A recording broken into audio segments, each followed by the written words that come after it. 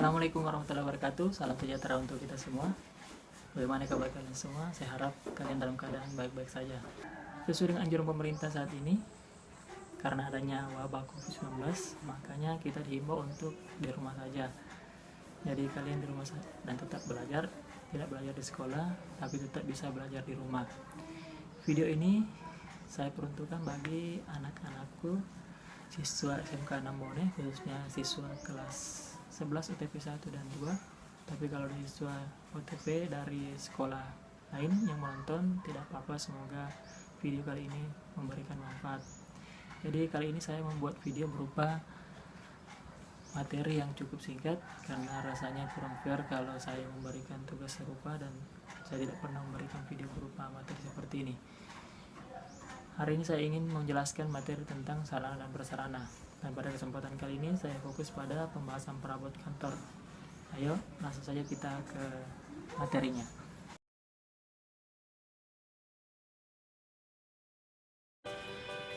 Oke, jadi materi kali ini adalah perabot kantor. Apa sih itu perabot kantor? Perabot kantor dalam bahasa Inggris disebut office furniture. Perabot kantor adalah peralatan kantor yang tidak habis pakai dan dapat digunakan berulang-ulang dalam kurun waktu yang lama. Kata perabot kantor biasanya juga diartikan sebagai barang yang berfungsi sebagai tempat duduk, tempat menulis, tempat menyimpan alat-alat dan bahan seperti meja, kursi, lemari, filing cabinet, dan sebagainya. Nah, ini untuk mengadakan perabot kantor ada banyak cara, misalnya dengan cara membeli, dengan cara membuat sendiri, atau dengan cara menerima bantuan.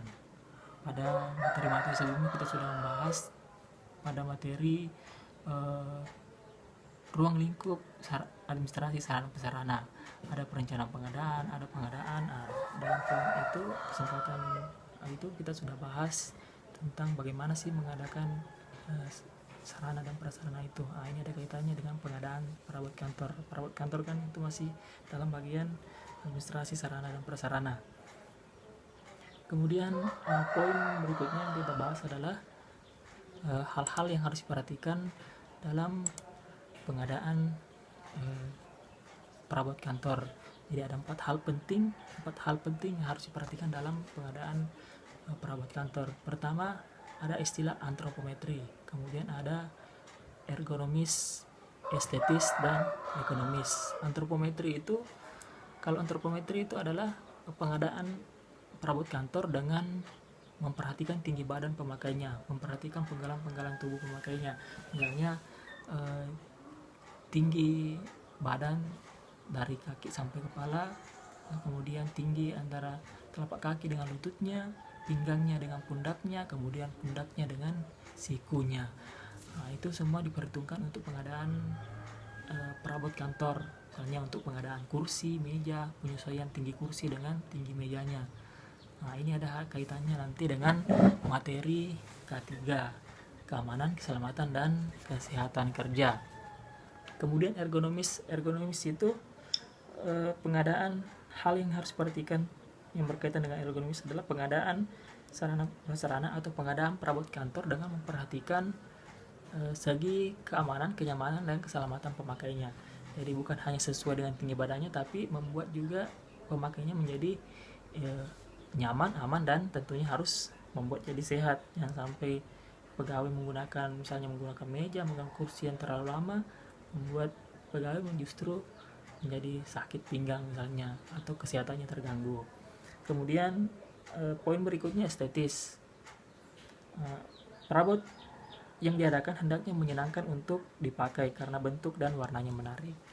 Jadi bukan hanya nyaman, tapi juga membuat menarik supaya ada suasana nyaman dalam menggunakan perabot. Karena biasanya kan dalam waktu saat bekerja ini kita butuh waktu yang lama dalam satu ruangan, duduk misalnya lama, atau perabot-perabot yang digunakan harus kelihatan indah. Kalau suasana indah, nyaman, ya tentu nyaman juga bekerjanya. Kemudian hal yang harus perhatikan yakni poin yang keempat, ekonomis. Ekonomis maksudnya Pora bukan hanya berkaitan dengan harganya, tapi merupakan transformasi wujud efisiensi dan efektivitas dalam pengadaan dan pendayagunaannya. Jadi dari segi ekonomisnya juga harus diperhatikan, jangan hanya bagus saja tapi terlalu mahal misalnya. Nah, baiklah kita melangkah ke materi berikutnya, standarisasi perabot kantor. Jadi penentuan standar-standar atas kesatuan ukuran. Nah, ini menjadi standar pengadaan perabot kantor. Spesifikasi yang ditentukan meliputi produk yang diadakan, kemudian material produk seperti apa, karakteristik, dan hal-hal lain yang berkaitan dengan perabot yang akan diadakan tersebut.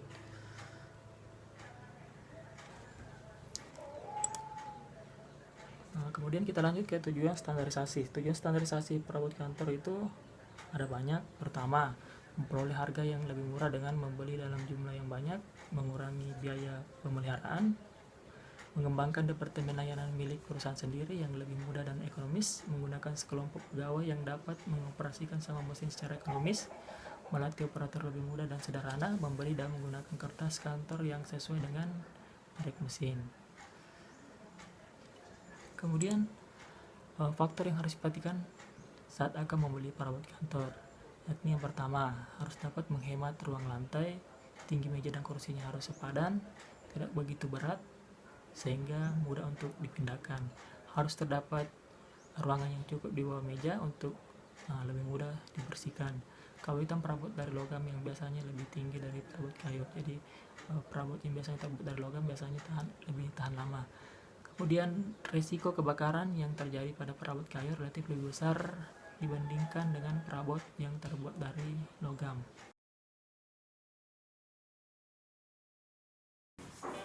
Demikian video kali ini, semoga saja dipahami dan memberikan manfaat untuk diri kalian dan terutama untuk diri saya pribadi.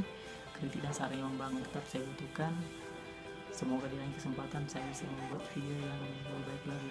Jika kalian merasa video ini bermanfaat, silakan di like dan subscribe.